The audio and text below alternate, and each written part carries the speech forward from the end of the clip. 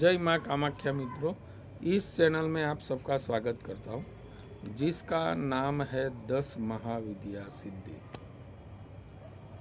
और आज का विषय है मातंगी देवी, जो 10 महाविद्या की एक महाविद्या है, जो 9वीं महाविद्या है।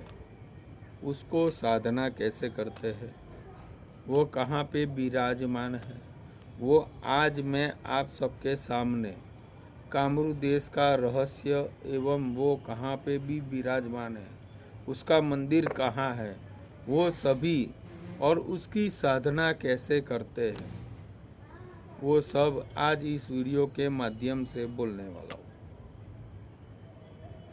तो पूरा वीडियो ध्यान से सुनिएगा और ध्यान से देखिएगा।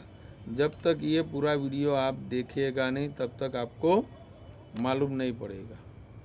सबसे पहले आपको कुछ भी करना है नहीं है, आपको ध्यान में रखना है कि आस्था, विश्वास और श्रद्धा, मन, वचन, कर्म जब तक सिद्ध नहीं होगा तो साधना संपूर्ण नहीं होने वाली।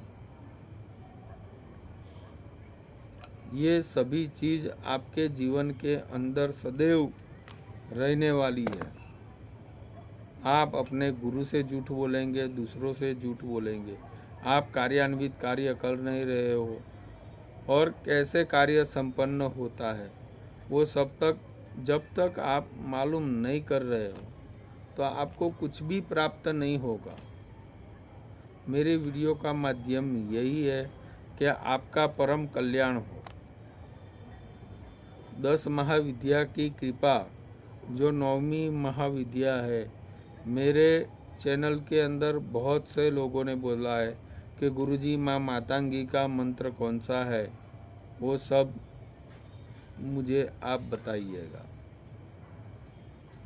तो वो आज मैं आप सबके सामने बताने वाला हूँ, तो पूरा ध्यान से सुनिएगा। माँ मातंगी की उससे पहले मैं थोड़ी सी स्टोरी बताऊंगा। माँ मातंगी का रहस्य, मातंगी क्यों हो गई, तो पूरा ध्यान से सुनिएगा। एक बार कैलाश पर्वत के अंदर भोज्य का आयोजन रखा गया था माँ पार्वती एवं महादेव जी ने। ध्यान से सुनिएगा। तो भोज्य रखा था और कार्यान्वित सभी लोग भोज्य में तैयारी कर रहे थे, उत्सव कर रहे थे, महोत्सव जैसा हो गया। उसी समय दुर्वासा मुनि पधारे। दुर्वासा मुनि ने श्राप दिया कि तू इधर से निकल जाएगी माँ को, तू आराध्य होके तूने मेरा खुद देखा नहीं। तो माँ उधर से तुरंत रुष्ट होने के लिए तैयार हो गई। दूसरी कहानी ऐसी है कि जब महाभोज्य हुआ, उसी समय सभी देवतागण, देवी गण भोजन कर रहे थे माँ अन्नपूर्णा के सामने, माँ पार्वती के सामने। वो लोग ने भोजन ग्रहण तो किया, लेकिन भोजन आधा अधूरा छोड़ दिया और खड़े हो गए। तो माँ उनसे रुष्ट हो गई। उधर जो चांडाल लोग थे, शूद्र लोग थे, माँ के लिए अन्न लेके आए थे कैलाश। तो नंदी जी ने उनको प्रवेश नहीं करवाया। ध्यान से सुनिएगा, नंदी जी ने उनको प्रवेश नहीं करने दिया और चांडाल लोग उधर से चले गए। माँ पार्वती सभी देवी और देवताओं से रुष्ट होके कैलाश छोड़ के वो उधर से निकल गई और माँ का इतना भयंकर रूप हो गया, पूरा हरा वाला रूप हो गया अपना शरीर। एक स्थान पे जाके वो शूद्र लोग रह रहे थे, चांडाल लोग रह रहे थे, उनके पास जाके विराजमान हो गई। सभी देवी देवता का तेज नष्ट होने लगा। वो चांडालों के पास आके बैठ गई। माँ के सामने बोली कि आज आप हमको भोजन करवाएगी, उसके बाद हमको कौन करवाने के लिए आएगा, हमारा क्या होगा। वो चांडालों की बात सुन के माँ ने वो लोग को वरदान दिया कि आप जो भी बनाओगे झूठा भी होगा तो मैं ग्रहण करूँगी। मातंगी मैया का जो स्वरूप है वो हरा पूरा शरीर है, मुकुट है, चतुर्भुज है। तो माँ ने चांडालों के हाथ से झूठा भोजन ग्रहण किया और चांडालों की मनोकामना परिपूर्ण की उधर। तो उसी समय मल और मणि ने माँ को वश में करने के लिए अपना झूठा भोजन मातंगी मैया को पिशाचिनी के माध्यम से उनको दिया और माँ ने उसी समय वो ग्रहण किया था। तब माँ उनके वश में आई थी। शूद्र योनि के अंदर माँ ने सभी शूद्रों का उद्धार किया, वो है माँ मातंगी। उनका जो मंदिर है वो गुजरात के अंदर अहमदाबाद के करीबन 15 किलोमीटर दूरी पे मोटेरा करके गांव है, उसके पास मुंडेश्वरी का मंदिर है, वो माँ मातंगी का मंदिर है। जाइएगा, आज भी मुंडेश्वरी का मंदिर उधर है। वो मोड़ ब्राह्मण की कुलदेवी है, शूद्रों की भी कुलदेवी है। आज भी माँ मातंगी को झूठा प्रसाद अर्पण किया जाता है। कामाख्या टेम्पल में आप जाते हो, ध्यान से सुनिएगा, कामाख्या टेम्पल में आप जाते हो तो माँ की जो कामाख्या, षोडशी, कमला एवं माँ कामाख्या की योनि है, उसके अंदर माँ मातंगी की भी योनि है। एक ही गर्भगृह के अंदर 4 योनि है। पूरे पहाड़ में अलग अलग योनि है, लेकिन जो मैन है वो उधर 4 योनि है। माँ मातंगी स्वयं आपके कार्य करने वाली।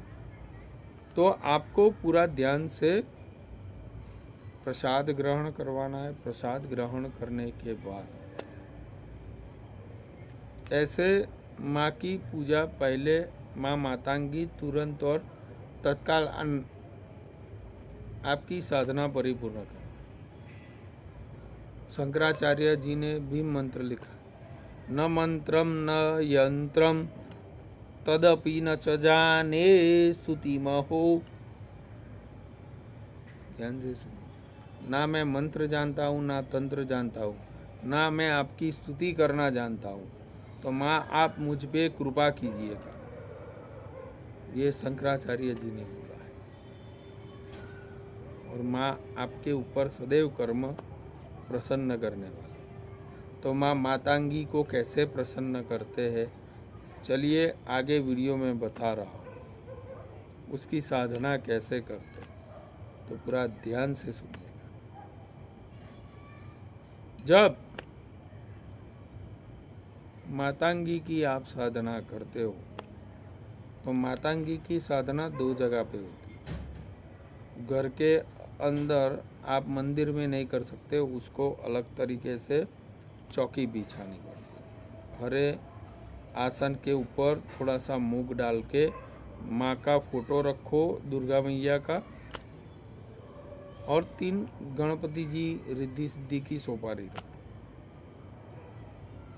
वर्ण के ऊपर।